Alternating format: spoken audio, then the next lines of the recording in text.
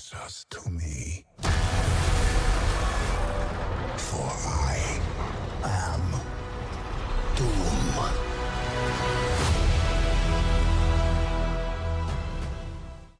Imagine तुम Marvel की एक फिल्म देखने जा रहे हो और पहले ही कुछ मिनटों में तुम्हें सारे के सारे पुराने एक्समैन के कैरेक्टर्स और अभी के नए फैंटास्टिक फोर, पुराने एवेंजर्स और नए एवेंजर्स सब एक साथ देखने को मिले, वो भी मार्वल के सबसे खतरनाक विलन के सामने, विक्टर वॉन डूम।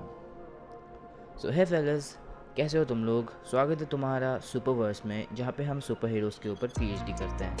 वेल, अगर तुमने मार्वल को देखना बंद कर दिया है तो प्रॉबेबली तुम्हें समझ नहीं आ रहा होगा ये सारी चीज़ें हो क्या रही है। तो टेंशन लेने की ज़रूरत नहीं है, मैं इस वीडियो में सारी चीज़ें तुम्हें अच्छे से एक्सप्लेन करूँगा। तो वीडियो स्टार्ट करते हैं। सो पहली चीज़, एमसीयू अब एक टाइमलाइन में एग्जिस्ट नहीं करता है, यानी कि एक यूनिवर्स में एमसीयू के मूवीज़ टेक प्लेस नहीं करते हैं। तो इसे कुछ सिंपल तरीके से समझते हैं।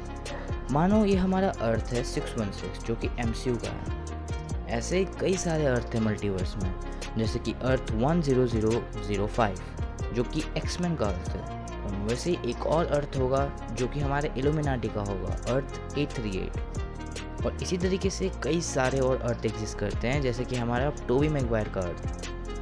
तो यही है मल्टीवर्स, जहाँ में कई सारे अलग अलग यूनिवर्सेस हैं और वहाँ में कई अलग अलग अर्थ्स हैं, जहाँ पे हमें कई अलग अलग कैरेक्टर्स देखने को मिलते हैं। हो सकता है उनमें से कुछ हमारे यूनिवर्स में हो सकता है उनमें से कुछ हमारे यूनिवर्स के कैरेक्टर्स के वेरिएंट्स हो, यानी कि वेरिएशंस हो। अब ये वेरिएशंस क्या होते हैं?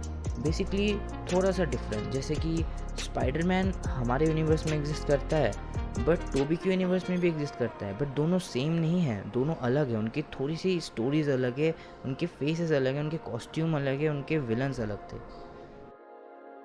सो एंड गेम के बाद आखिरकार ऐसा हुआ क्या जिसने सारी चीज़ें बदल दी? तो आपको ये सब समझने से पहले मैं लोकी सीरीज़ को लेके स्पॉइलर अलर्ट दे देता हूँ, क्योंकि यहाँ में उस सीरीज़ को लेके कुछ स्पॉयलर्स हो सकते हैं। तो सबसे पहले आपको यही समझना होगा कि सीक्रेट टाइमलाइन क्या है।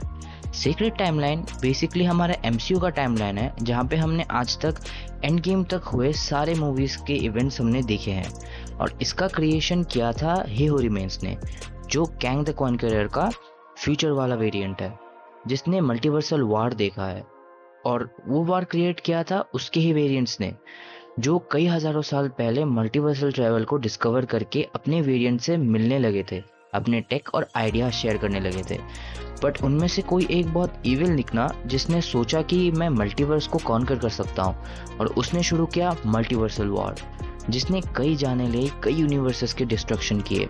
और इसी से अपने टाइमलाइन को बचाने के लिए ही हू रिमेन्स ने एक सीक्रेट टाइमलाइन, एक अलग से अपनी टाइमलाइन बनानी, जिसको वही रूल करता है या वही सारी चीज़ें होने देता है वहाँ पे, जो बना देता है उसे एक कॉन्करर की तरह अपने टाइमलाइन में।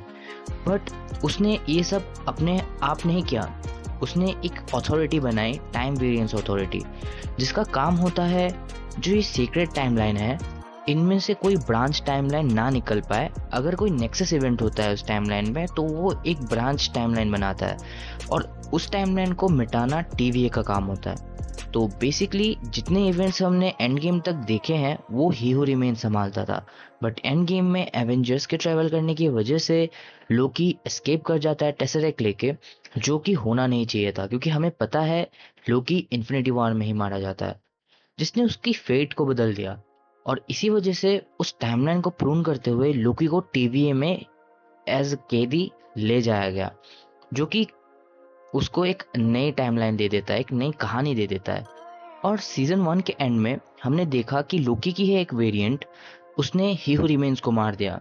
अब उसका सिंपल रीजन आप सीरीज देख के समझोगे। ही हू रिमेन्स ने मरने से पहले कहा था कि अगर वो मरता है तो ये टाइमलाइन वैसी नहीं रहेगी जिसे उसने रखा था, यानी कि एक लाइन में एक सिंगल टाइमलाइन बनके।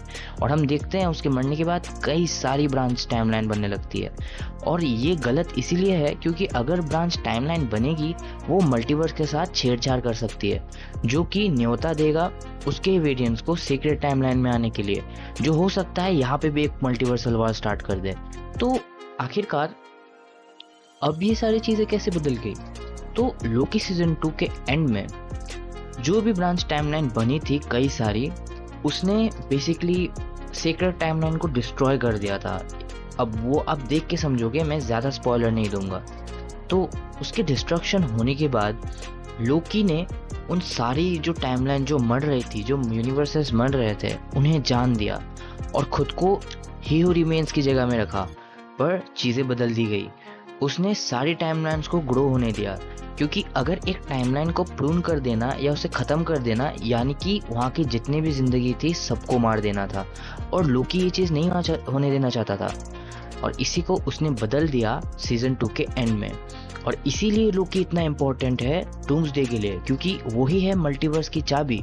वो सारी चीज़ें देख पाता है, मल्टीवर्स की सारी चीज़ों को समझ सकता है, इसीलिए वो इतना इम्पोर्टेंट हो जाता है।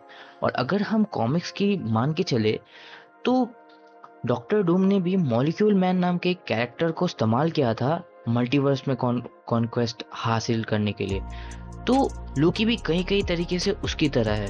अब इसके ऊपर एक अलग वीडियो पे हम ज़रूर बात करेंगे। और यहाँ में एक छोटा मोटा कॉन्सेप्ट और आता है एंकर बीइंग का।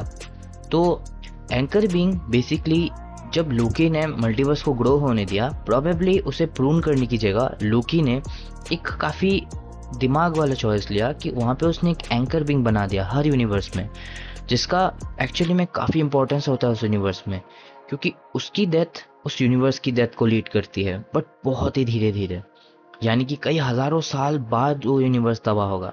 जो कि हमने डेडपुल एंड वुल्वरीन में देखा कि जब लोकी ने TVA को संभाला तो उसने ऐसा नियम बना दिया कि अगर एक यूनिवर्स का एंकर बीइंग, यानी कि जो एक्समैन का यूनिवर्स था, यानी कि डेडपुल का यूनिवर्स, वहाँ में लोगन था एंकर बीइंग, और उसके मरने के बाद उसकी यूनिवर्स मर रही थी और ये कई हज़ारों साल लेता ख़त्म होने में। इसीलिए मिस्टर पैराडॉक्स जो विलन था उस मूवी का, वो चाहता था कि उस टाइमलाइन को, उस यूनिवर्स को जल्दी ख़त्म करे, ताकि उसे कई हज़ारों साल तक वहाँ रुकना ना पड़े।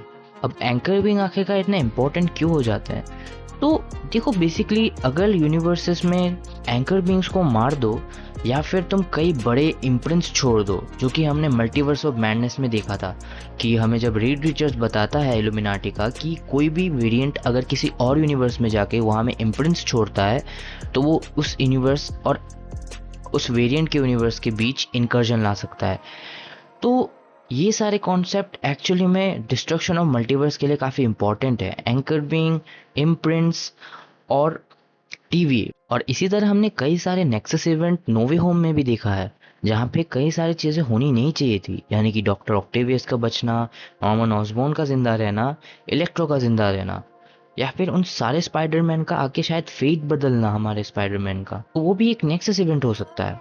तो हमने देखा मल्टीवर्स सागा में एंड गेम, जहाँ में हमने टाइम ट्रैवल देखा, लोकी में हमने TVA के बारे में जाना, नोवे होम में हमने नेक्सस इवेंट्स होते हुए देखे, मल्टीवर्स ऑफ मैडनेस में इम्प्रिंट्स के बारे में जाना, और डेडपुल एंड वुल्वरीन में एंकर बीइंग का कॉन्सेप्ट समझा, जो कि इन सब को काफ़ी इम्पोर्टेंट बनाता है मल्टीवर्स सागा के लिए। तो क्या टोनी स्टार्क ही डॉक्टर डूम है? इस मूवी में अगर तुम्हें नहीं पता तो रॉबर्ट डाउनी जूनियर ही डॉक्टर डूम को प्ले कर रहे हैं, और ये हमें 2024 में ही हमें कॉमिक कॉन में बता दिया गया था। पर उसके बाद से कई सारे ऐसी फैन थियरीज और ये एक कन्फ्यूजन था फैंस के बीच में कि क्या आयरन मैन ही डॉक्टर डूम है, क्योंकि RDJ ही डॉक्टर डूम प्ले करने वाले हैं, तो ये कैसे सेंस बनाता है? तो ऑफिशियली ऐसा कुछ कंफर्मेशन तो बिल्कुल नहीं दिया गया है, ना RDJ की तरफ से, ना मार्वल स्टूडियोज़ के किसी भी प्रोड्यूसर या किसी भी एक्टर की तरफ से। पर एक इंटरव्यू में रिसेंटली डेविड हार्मर, यानी कि हमारे रेड गार्डियन, ने ये चीज़ बताई कि उन्होंने एक सिंपल सी लाइन बताई मूवी से, जो उनका ही एक डायलॉग है, वो है "यू आर टोनी स्टार्क"। अब ये हो सकता है कि वो मजाक में बोले, या हो सकता है वॉर मशीन के लिए बोले, क्योंकि हो सकता है उसको मेंशन किया जाए, या फिर ये हो भी सकता है कि डॉक्टर डूम के चेहरे को देख के वो बताए। तो अब जान लेते हैं एवेंजर्स डूम्सडे में आखिरकार कौन कौन सी टीम्स होगी और कौन से सुपर हीरोज उन टीम्स में होंगे। एवेंजर्स में Shang Chi, Thor, Captain America, Steve Rogers, Falcon, Black Panther और एंटमैन। फैंटास्टिक फोर में Reed Richards, Sue Storm, Johnny Storm और द थिंग। एक्समैन में Cyclops, Professor X, Magneto, Mystique, Gambit, Deadpool, Wolverine और Nightcrawler. Other characters में होंगे हमारे Loki, Doctor Strange, Wanda, Sylvie, Clea, Spider Man, Tobey Maguire वाला, Namor और M'Baku. New Avengers में Yelena, Sentry, Bucky, Red Guardian, US Agent और the ghost. तो चलिए जानते हैं आखिरकार ये सारे सुपर हीरोज एक साथ क्यों आ रहे हैं। तो इनका आने का रीज़न सिंपल सा है, वो है इनकर्जन। और इनकर्जन होता ही है anchor being, nexus event, imprints अलग यूनिवर्स में जाके छोड़ने से। ये सारी चीज़ों के साथ अगर आप छेड़छाड़ करते हो तो आपके और जिस यूनिवर्स के साथ आपने छेड़छाड़ किया है उनके बीच इनकर्जन शुरू हो जाता है, जो एक इवेंट होता है जहां दो अर्थ एक दूसरे के आस पास आते हैं और उनमें से कोई एक या दोनों ही अर्थ तबाह हो सकता है। तो उनके पास एक ही चॉइस है, या तो अपने अर्थ को बचाए और दूसरे अर्थ को डिस्ट्रॉय करे, या फिर अपने अर्थ की सेक्रीफाइस दे। इसीलिए वो एवेंजर्स डूम्सडे में हम देखेंगे कि एक्समैन ये काम करती है कि वो अलग यूनिवर्सेस के अर्थ्स को डिस्ट्रॉय करती है। और जैसा कि रूमर हमने सुना कि टोबी मैगवायर का यूनिवर्स सबसे पहले डिस्ट्रॉय होगा मूवी में, जो कि हमें इनकर्जन का वेट और उसकी डार्कनेस बताएगा और एवेंजर्स और एक्समैन के शायद फ्यूचर इवेंट्स को टीज भी करेगा। तो चलिए जान लेते हैं कि तुम लोगों को भी कौन से मूवीज़ देखने होंगे एवेंजर्स डूम्सडे से पहले। तो सबसे पहले तो एवेंजर्स एंड गेम देखना होगा, फिर लोकी, फिर Spiderman no way home, Doctor Strange multiverse of madness, Deadpool and Wolverine, the Fantastic Four, first steps, Thunderbolts और व्हाट इफ देख सकते हो अगर तुम्हें मल्टीवर्स के बारे में और थोड़ा जानना है और रिलेट करना है अगर। तो ये कुछ मूवीज़ है जो तुम्हें देखने पड़ेंगे। इसके अलावा डिज्नी ने भी अपने कुछ लिस्ट निकाले हैं जहाँ में तुम एक्समैन की मूवीज़ से सारे मूवीज़ देख सकते हो जो डूम्सडे से डायरेक्टली कनेक्टेड होंगे। Thanks a lot for watching this video guys. I hope तुम लोगों ने काफ़ी ज़्यादा इन्जॉय किया होगा इस वीडियो को और तुम्हें ये मल्टीवर्स का सब कुछ चीज़ें समझ में आ गई होगी। अगर तुम्हें फिर भी कुछ चीज़ समझ नहीं आती है या तुम्हारे कुछ फ़ैन थियरीज़ है तो ज़रूर मुझे कमेंट सेक्शन में बताना। साथ ही साथ इस चैनल को सब्सक्राइब करना, लाइक करना और शेयर करना, एंड मुझे भी ज़रा हेल्प करना कि मैं कैसे अपने वीडियोज़ को इम्प्रूव कर सकता हूँ। सो तब तक के लिए पीस आउट।